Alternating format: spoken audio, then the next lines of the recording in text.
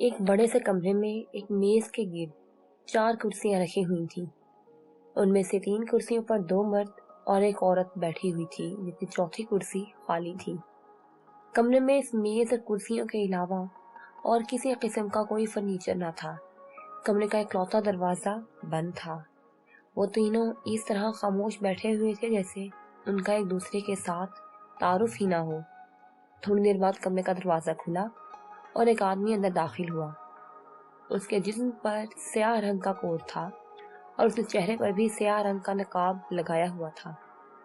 آنکھوں پر سیاہ اینک تھی اور ہاتھوں میں سیاہ دستانے۔ اس کے اندر داخل ہوتے ہی وہ تینوں مؤدبانہ انداز میں اٹھ کر کھڑے ہو گئے۔ بیٹھیں، آنے والے نے بھاری آواز میں کہا اور پھر خود بھی خالی کرسی پر بیٹھ گیا، جبکہ دونوں مرد اور عورت بھی واپس کرسی پر بیٹھ گئے۔ یہ میٹنگ اس لیے کال کی گئی ہے کہ فائنل مشن کے بارے میں حتمی منصوبہ بندی کر لی جائے۔ آنے والے نے کرسی پر بیٹھتے ہوئے کہا، چیف باس، کیا فائنل مشن کی تمام تیاریاں مکمل ہو چکی ہیں؟ اس عورت نے کہا، ہاں مادام شیلا، ہم نے دن رات ایک کر کے تیاریاں مکمل کر لی ہیں۔ چیف باس نے کہا، کیا پاکیزہ کی اسپیشل فورس اور سیکرٹ سروس بھی آؤٹ آف فیلڈ ہو چکی ہیں؟ مادام شیلا نے دوبارہ سوال کرتے ہوئے کہا، ہاں، ہمارے وہاں چند آدمی انہوں نے ٹریس کر لیے، جن میں سیٹھ اسلم، مہربان اور اس سلسلے کے تمام افراد شامل تھے۔ اس طرح شمالی علاقوں کے لیے ہم نے جو سیٹ اپ سیٹھ اسلم کے ذریعے بنایا تھا وہ بھی ختم ہو گیا ہے اور اس سیٹ اپ کے بھی تمام افراد آف کر دیے گئے ہیں۔ سیٹھ اسلم کے علاوہ پاکیزہ میں ہمارے 4 اہم آدمی اور تھے، وہ چاروں بھی کور کر لیے گئے۔ اس طرح وہ مطمئن ہو گئے اور ابھی گزشتہ 1 ہفتے سے ان کی کسی سرگرمی کی کوئی رپورٹ نہیں ملی، لیکن ہم نے فوری طور پر ایک متبادل سیٹ اپ قائم کر لیا جو پہلے سے زیادہ کامیاب سیٹ اپ ہے۔ اس نئے سیٹ اپ میں ہم نے پاکیزہ کے بینکوں کے ملازمین کی انتہائی اہم یونین سے گٹھ جوڑ کر لیا ہے اور اس یونین کے تمام عہدیداروں کے ذریعے پاکیزہ کے اہم ترین بینکوں کے ہیڈ کیشیئرز کو انتہائی بھاری معاوضے دے کر کور کر لیا گیا ہے۔ اس لیے اب فائنل مشن آسانی سے اور جلدی مکمل کیا جا سکتا ہے، چیف باس نے کہا۔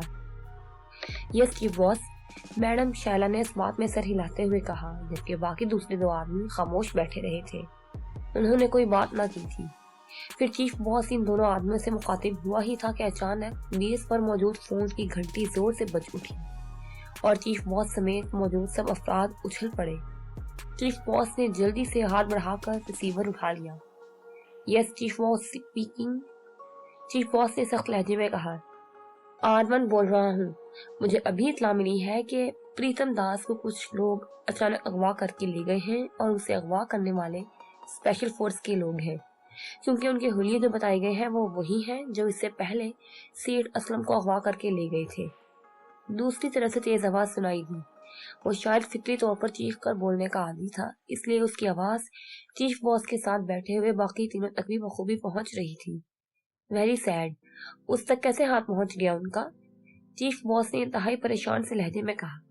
اس کا چہرہ تو نظر نہ آ رہا تھا، لیکن اس کی آواز سن کر صاف محسوس ہو رہا تھا کہ اس کال نے اسے انتہائی پریشان کر دیا تھا۔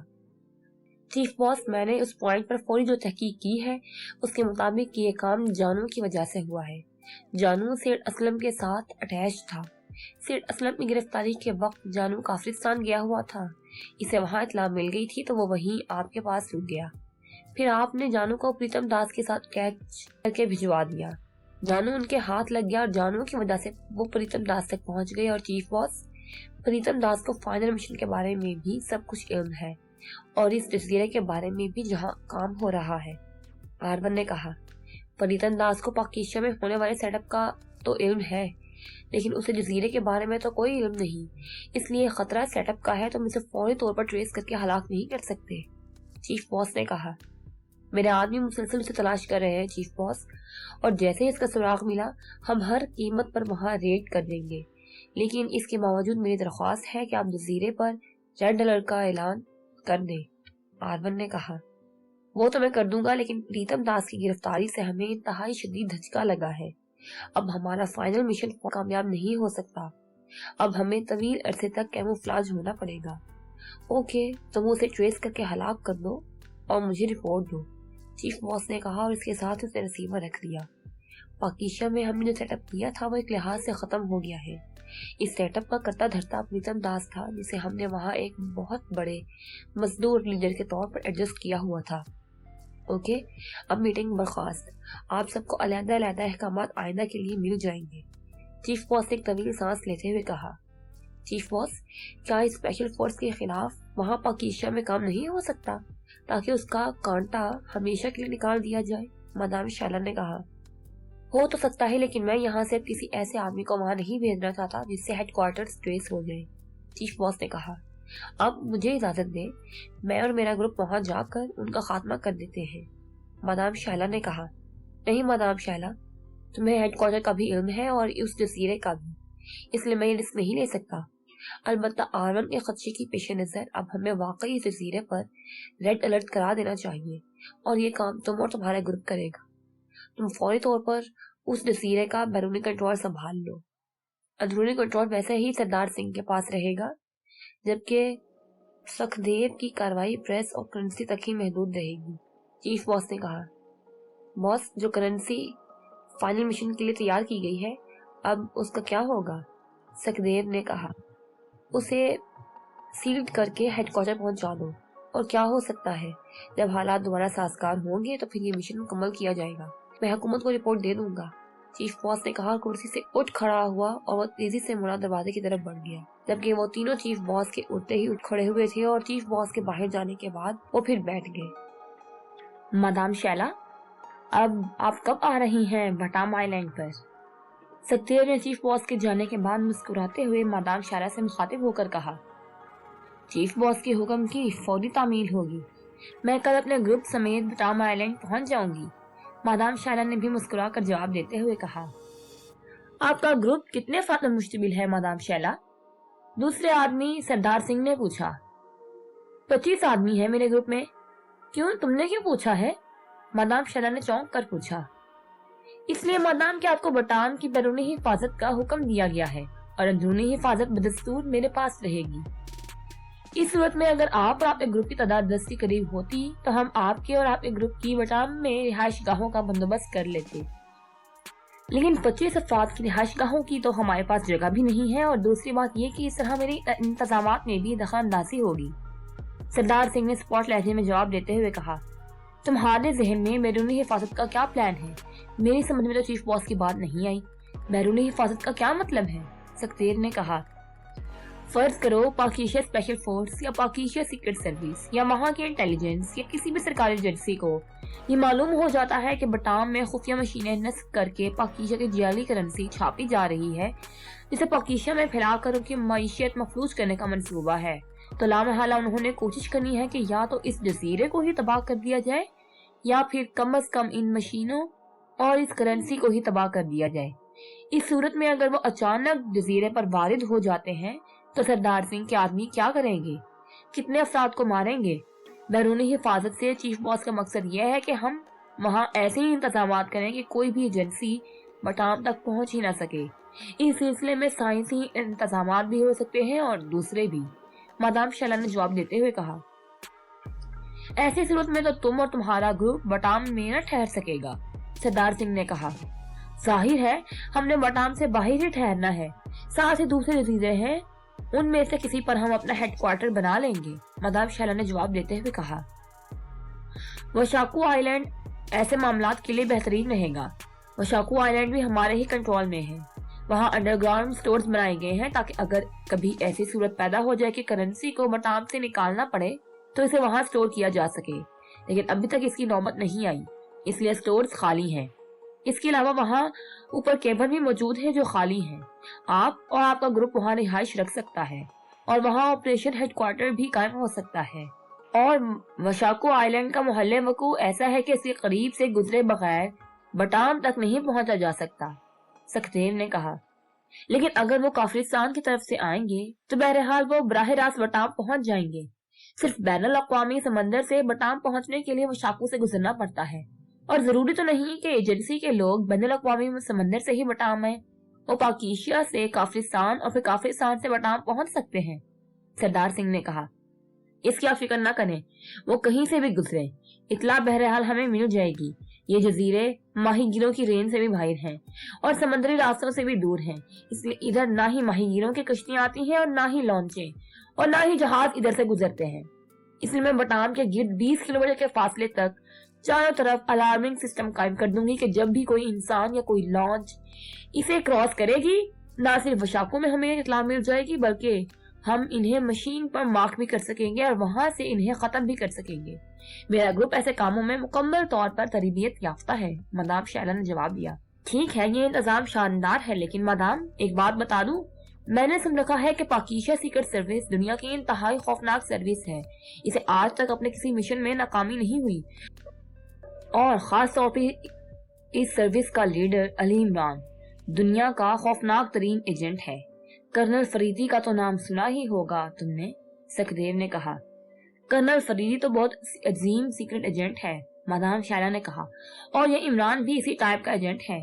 अगर पाकिस्तान सीक्रेट सर्विस बटाम के खिलाफ काम करने आई तो फिर इस टीम का लीडर अली इमरान होगा। इसे जो कुछ करना है ये सोच कर करना कि तुम्हारा मुकाबला किन लोगों से हो सकता है, सखदेव ने कहा।